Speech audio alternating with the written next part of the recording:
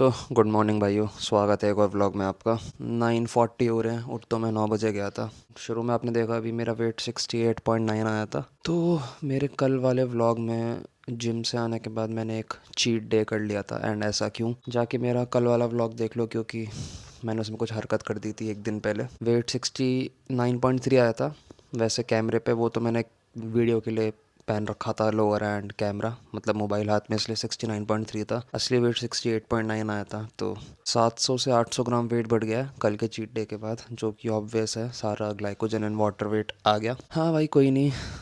आज हमारा सेशन है, थोड़ा मिक्स है आज। Shoulder, arms and calves, 3 muscle train करूँगा मैं। एंड ऐसा क्यों, ये भी बताऊँगा आपको जिम में जाके। और भाई आज से एक सीरीज स्टार्ट करते हैं, हम भी थोड़ा इन्फ्लुएंसर बन जाते।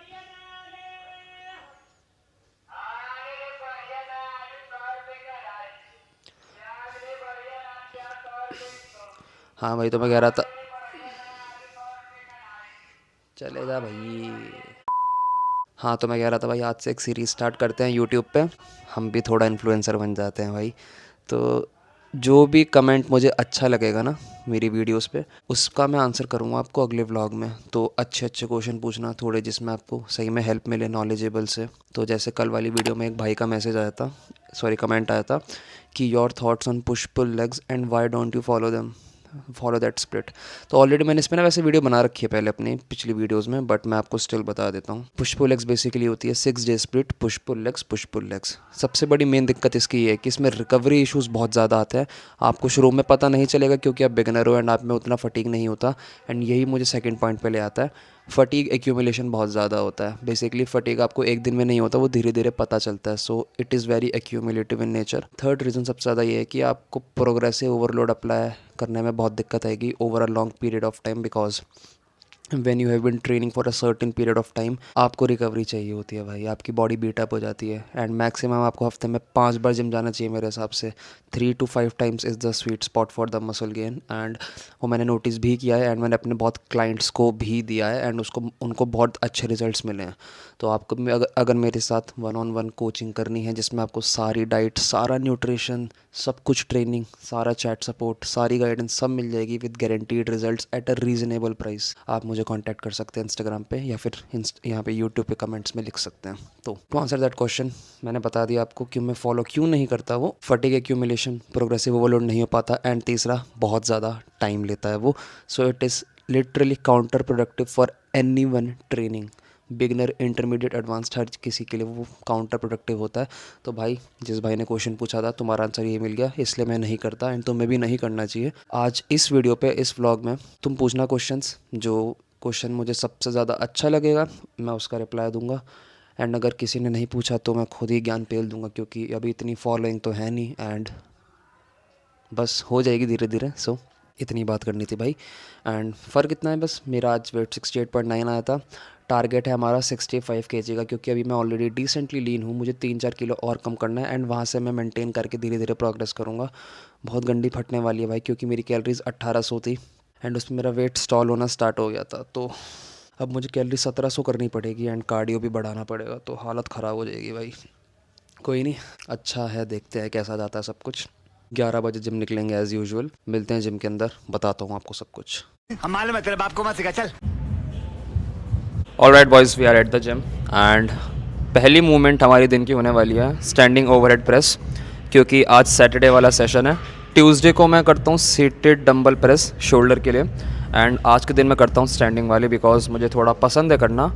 It's not best for hypertrophy, but overall strength and muscular development के लिए आई लाइक दिस, एंड मैं पर्सनली करता हूँ। तो आज ट्राई करते हैं 80 kg के 1 या 2 रेप, एंड बैक ऑफ लेंगे एक सेट उसका। तो लेट्स गो।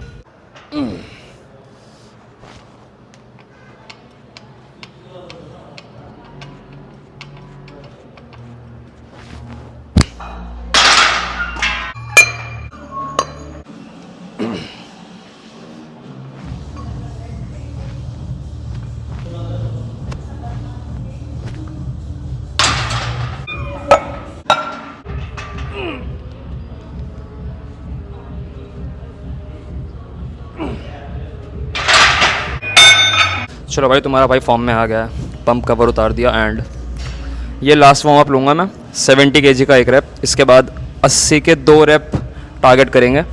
लेट्स सी कैसा आता है, वरना एक रैप तो निकालना ही है 80 का। Let's go.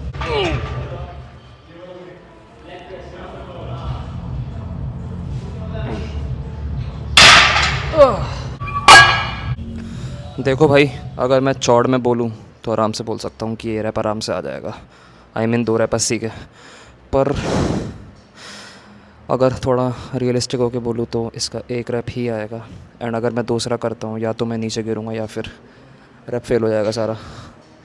तो देखते हैं भाई कैसा आता है। उम्मीद तो कम है कि 2 रैप आएंगे, एक आ जाए अच्छा बस। देखते हैं।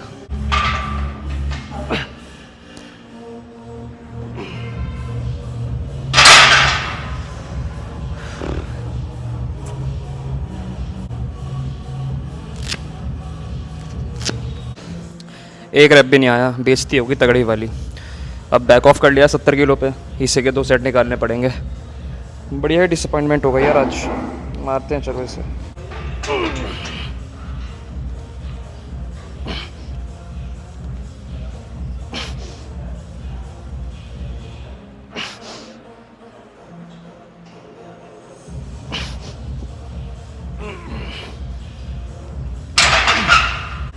चार रैप सही है, नॉट बैड। सो भाई second and the back of set के लिए मैंने 65 kg लगाया है। दोनों तरफ से 5-5 की प्लेट हटा के ये लॉक लगाया है मैंने। दिख रहे हैं मोटे मोटे मेटल के, ये 2.5 किलो के हैं। तो 65 kg का सेट है ये वाला।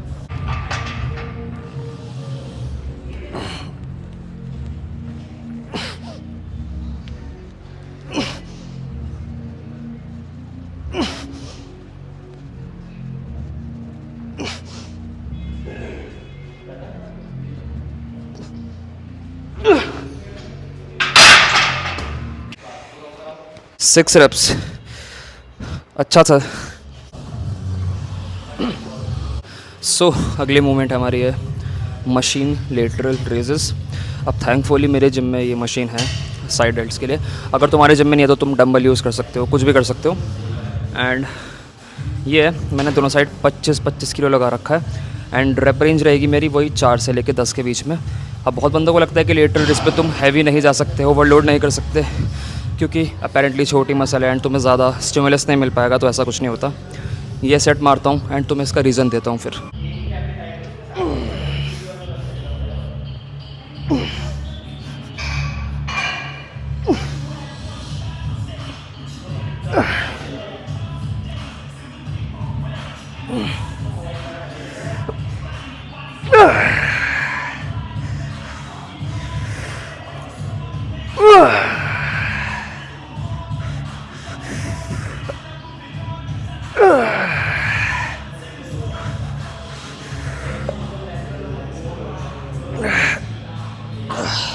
Nine good reps. तो तुम्हें रीज़न देता हूँ मैं कि मैं 4 से 10 में एक क्यों ट्रेन करता हूँ। डजेंट मैटर शोल्डर है या कुछ भी है, क्योंकि the thing is just because ये लेटरल रेज है या फिर कोई भी आइसोलेशन मूवमेंट है, उसका मतलब ये नहीं कि तुम्हें उसमें हाई रैप मारना है लो वेट के साथ। It's all about motor unit recruitment. तुम जितने ज़्यादा high threshold motor unit recruit कर पाओगे, इन रिटर्न तुम उतना ही मसल फाइबर रिक्रूट कर पाते हो, तो तुम ज़्यादा वेट मार पाओगे। Ultimately more mechanical tension leading to more muscle growth. अब तुमने देखा मैंने इसके 9 रैप मारे हैं एंड मैं हर मूवमेंट को 4 से 8 या फिर 10 में ही ट्रेन करता हूँ। मैक्स 10 रैप, वरना 4 to 8 मेरा स्वीट स्पॉट रहता है। तो तुम डरो मत भाई, तुम इंजरी हो जाएगी एंड ऑल, तो डरो मत हैवी जाने से। लेटरल रेज साइड डेल्ट तुम्हारी हर मसल की तरह है, कुछ फ़र्क नहीं पड़ता तुम हैवी जाओगे तो, क्योंकि ग्रोथ तुम्हें उसी से मिलेगी। तो भाइयों प्लीज़ हैवी जाने से मत डरो, लेटरल रेज हो कुछ भी हो। एंड यही रीज़न था। It's all about motor units recruitment and mechanical tension.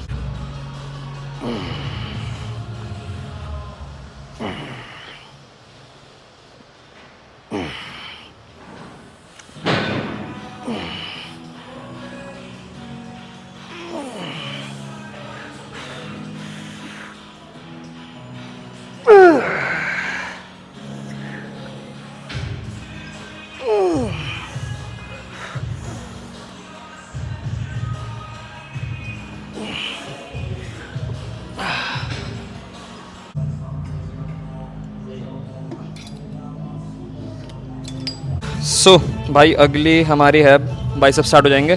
Shoulder की 2 कर ली हमने। एंड ये है रोप हैमर कर्ल। पहले मैं डंबल से करता था बट उसमें थोड़ा टाइम ज़्यादा लग जाता था, तो इसमें तुम वो कर सकते हो, तुम्हें करना है तो कर लो, वरना तुम डंबल भी यूज़ कर सकते हो। बट मैं पर्सनली ये करता हूँ क्योंकि इसमें थोड़ा स्टेबिलिटी एंड ओवरलोड तुम ज़्यादा अच्छे से कर सकते हो। अभी मैंने लगा रखा है 85 kg। लास्ट टाइम मैंने इसके 5 रेप मारे थे। अब की बार टारगेट रहेगा 6 रेप्स का। And full range of motion, full contraction and proper नीचे करने के बाद।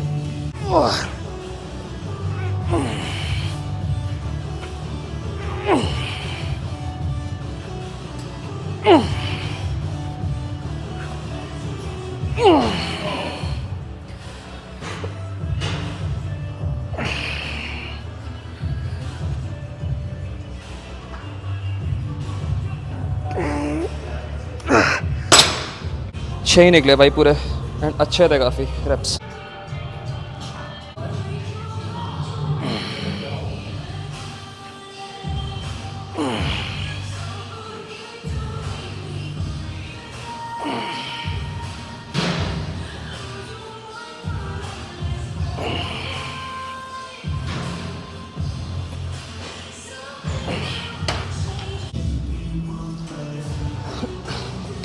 अब बारी है भाई ट्राइसेप की। एंड ट्राइसेप की हम करेंगे ट्राइसेप पुश डाउन जो क्लासिक होती है।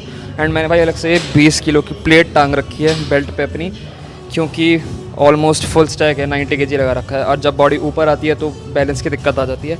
प्लस जो ये वी बार अटैचमेंट है, आई हाईली रिकमेंड तुम हर ट्राइसेप मूवमेंट में यही यूज़ करा करो, बिकॉज एक तो उसमें तुम्हारी ग्रिप न्यूट्रल रहती है ऐसे, ठीक है, तो मतलब ज़्यादा स्टेबिलिटी होती है, तो उसके चक्कर में तुम ज़्यादा वेट पुश कर पाते हो, hence more mechanical tension of course. और फन फैक्ट, ये ग्रिप मैंने खुद से परचेज़ करी थी अमेज़ॉन से। ये वाली जिम में नहीं थी ये अटैचमेंट, पता नहीं भाई क्यों, हर जिम में होती है, बहुत बेसिक है ये।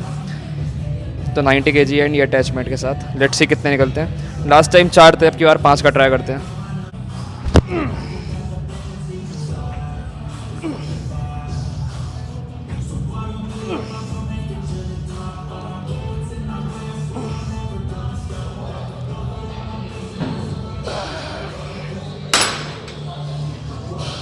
ईजी 5 रेप्स, आने को एक और आ जाता बट फेलियर नहीं जाना। 1 IRR में ट्रेन करना है बिकॉज ऑफ ऑब्वियस रीज़न, मैंने बता रखा है ऑलरेडी वीडियोस में अपनी, जाके देख लो।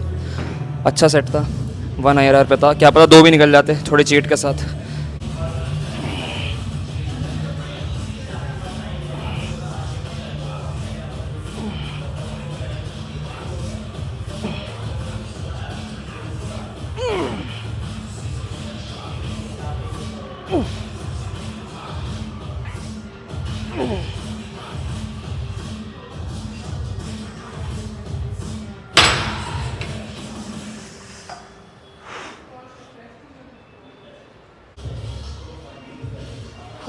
सो भाइयों, अब बारी है final exercise for the day. And सबसे ज़्यादा जो हमारी हैवीएस्ट होने वाली है that is like calf raises, क्योंकि मेरे काफ्स बहुत ज़्यादा वीक हैं शुरू से ही। एंड द थिंग इज़ कि मैं एक वेंसडे को ट्रेन करता हूँ अपने लेग्स के बाद, एंड आज के दिन एक लास्ट ये करता हूँ मैं पूरा वर्कआउट करने के बाद। एंड भाई मैंने ये लगा रखा है हैक स्क्वाट पे, क्योंकि चलो मैं इसका रीज़न तुम्हें इस सेट के बाद दूंगा कि तुम्हें ऐसी मूवमेंट क्यों करनी चाहिए एंड तुम्हें क्या करना चाहिए। तो ये 220 kg है, इसके आई गेस 4 या 5 रेप निकलेंगे प्रॉपर। इसके बाद तुम्हें एक बहुत इंपॉर्टेंट टिप बताता हूँ अपनी काफ अगर तुम्हें ग्रो करने हैं तो।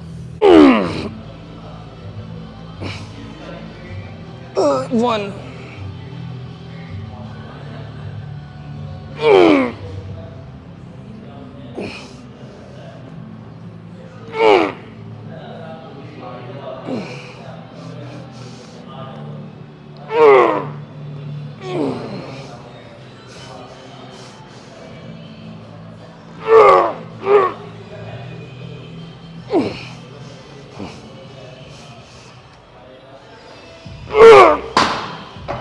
6 reps again 1 IRR, may be even 2 IRR हो सकता है। तो हाँ, मैं क्या बता रहा था, अगर तुम्हारे जिम में हैक स्क्वाट है ऐसी तो प्लीज़ काफ रेजेस प्लीज़ उस पर स्टार्ट कर दो करना। सेकेंडली, अगर तुम्हारे जिम में डेडिकेटेड काफ्स मशीन है तो स्टैंडिंग वाली कह रहा हूँ मैं, सिटिंग नहीं स्टैंडिंग पे करो ओवरलोड। एंड थर्ड सबसे इंपॉर्टेंट, अगर दोनों में नहीं है लेग प्रेस तो भाई ऑफ कोर्स होगी ही, उस पर लेटो, नी स्ट्रेट करो एंड देन करो। इसके पीछे तो मैं बहुत इजी एक एनाटमी समझाता हूँ, बायोमैकेनिक्स। द थिंग इज़ तुम्हारे काफ्स के पास बेस्ट लेवरेज तब होता है जब हमारा नी जॉइंट स्ट्रेट हो, उस मोमेंट में वो सबसे ज़्यादा स्ट्रांग होता है, तब जाके हमारे काफ सबसे ज़्यादा एक स्ट्रॉन्ग पोजीशन में होते हैं एंड ज़्यादा वेट पुश कर पाते हैं। Hence the principle of neuro mechanical matching. तो मेरे जिम में ये इसलिए मैं करता हूँ क्योंकि हमारे काफ्स में देखो भाई 2 मसल होती है, गैस्ट्रोक्नीमियस एंड सोलियस। मैं आपको दिखाता हूँ मैं किसकी बात कर रहा हूँ। जो एक गुच्छा निकल के आ रहा है ना मोटा सा, जो हमारी मेन मसल होती है, ये गैस्ट्रोक मसल होती है ये। एंड जो साइड में तुम्हें लाइन दिख रही है एक जो नीचे जा रही है ऐसे ही है, ये होती है सोलियस। तो जब भी तुम ऐसी मूवमेंट करते हो ना जिसमें तुम्हारे नीज़ एकदम स्ट्रेट रहते हैं, जैसे तुमने देखा होगा मेरे इस पूरी मूवमेंट में नीज़ स्ट्रेट थे, उस वाले में तुम्हारे गैस्ट्रोक एंड सोलियस दोनों बहुत ज़्यादा अच्छे डिग्री पे ट्रेन होते हैं। Same with standing calf raise और leg press with knees your straight. Seated वाली जो हमारी मूवमेंट होती है काफ्स की, कोई मशीन होती है seated calf raise, that is like literally the most useless machine. उसका कुछ फ़ायदा नहीं है बिकॉज उस पर्टिकुलर मशीन में तुम्हारा सिर्फ सोलियस ट्रेन होता है, गैस्ट्रिक ट्रेन नहीं होता। एंड सोलियस में भी तुम्हें उतना टेंशन नहीं है, उतना स्टिमुलस नहीं मिलेगा जितना तुम्हें इस पर्टिकुलर वाली में मिलता है जिसमें तुम्हारे नीज़ स्ट्रेट होते हैं। तो अपने काफ्स ग्रो करने हैं तो तुम्हें हमेशा वो वाली मूवमेंट करनी है जिसमें तुम्हारी नीज़ स्ट्रेट हो। वो मैंने तुम्हें बता दिया कौन कौन सी है एंड कौन सी नहीं करनी। सेकंड सबसे इंपॉर्टेंट है, again like any other muscle 4 to 8 में ही ट्रेन करना है एंड हैवी ट्रेन करना है। एंड सबसे इंपॉर्टेंट बात, तुम्हें स्ट्रेच वाली पोजीशन में एटलीस्ट 3 से लेकर 4 सेकंड का रेस्ट करना है, जैसे मैंने दिखाया तुम्हें, जैसे मैंने करा। बिकॉज अगर तुम ऐसे पागलों की तरह ऐसे ऐसे करोगे ना, जो हर बंदा करता है, उससे तुम्हारे अकीलीस टेंडन ट्रेन होता है, काफ ज़्यादा ट्रेन नहीं होगा। सो तुम्हें नीज़ जिसमें स्ट्रेट रहना है, वॉली मूवमेंट करनी है काफ्स के लिए, हैवी ट्रेन करना है 4 से लेकर 8 में, एंड इसेंट्रिक में 3 से लेकर 4 सेकंड का होल्ड करना है। एंड फिर देखना तुम्हारे काफ्स कैसे ग्रो करेंगे। बिकॉज भाई मैं एक ऐसा बंदा हूँ जिसके क्वाड्स इतने मोटे हैं बट काफ्स एकदम ख़त्म पड़े हैं। तुम खुद देखना, तुम्हें अपने आप उससे रिजल्ट मिलेंगे एंड बाद में मुझे थैंक यू बोल देना एंड कमेंट्स पे ज़रूर बताना तुम्हें कैसा लगा।